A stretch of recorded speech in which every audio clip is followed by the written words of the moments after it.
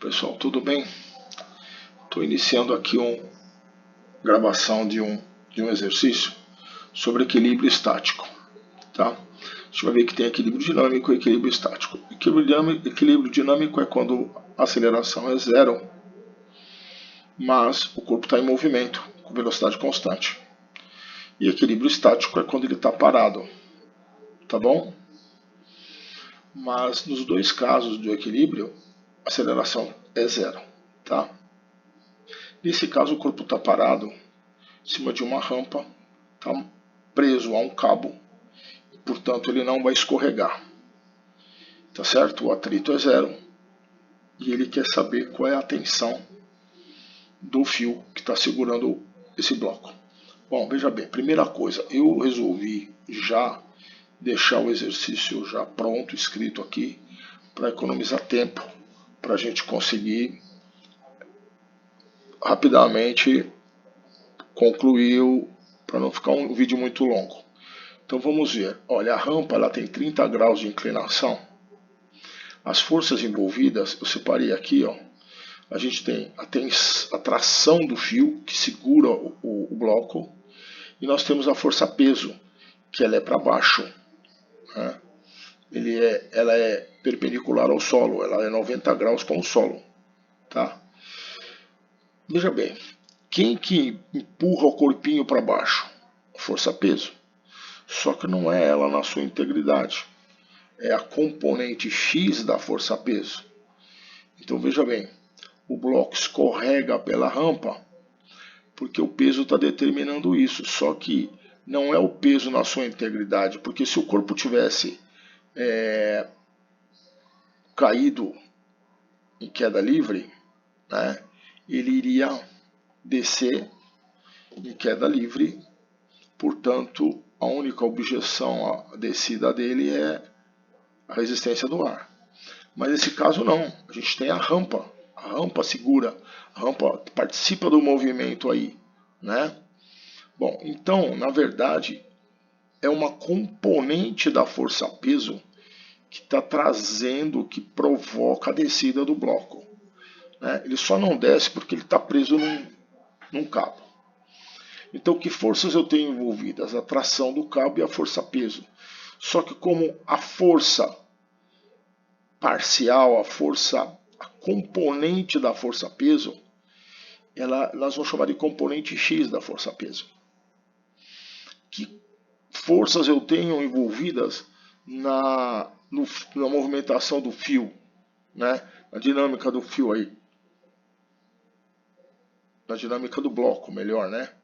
Nós temos a tração puxando ele para cima e a componente X do peso, tá? Então, nessa direção aqui, as forças que se anulam é a tração do fio, do cabo, e Px, tá? Então, Px é igual a tração. Ele quer saber a tração do fio. Não tem atrito, então o atrito é zero. Se tivesse atrito, teria que entrar o atrito nas contas aí. Outra coisa, a força-peso, ela tem uma componente em X, que é paralela à rampa, e tem uma perpendicular à rampa, que é Py. Nós não vamos usar esse Py. Py está relacionado a normal. Para que serve a normal? Para calcular a força de atrito. A gente não tem atrito aqui.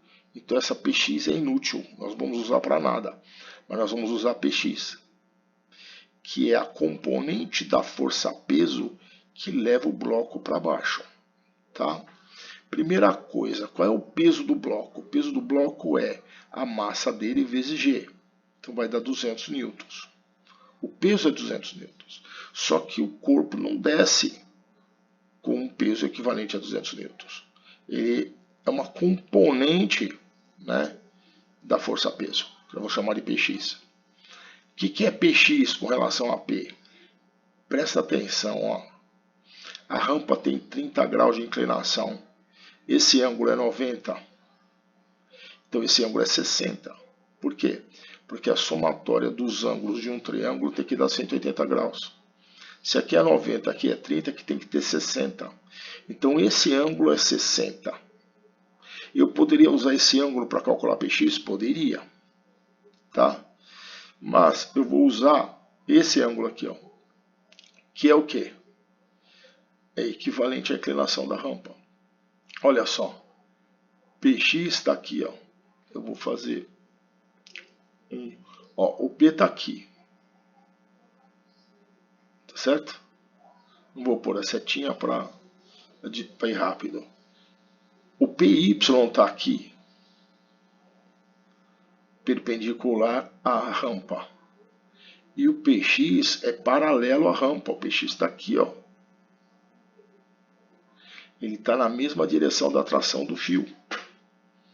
É ele que se anula com a tração do fio.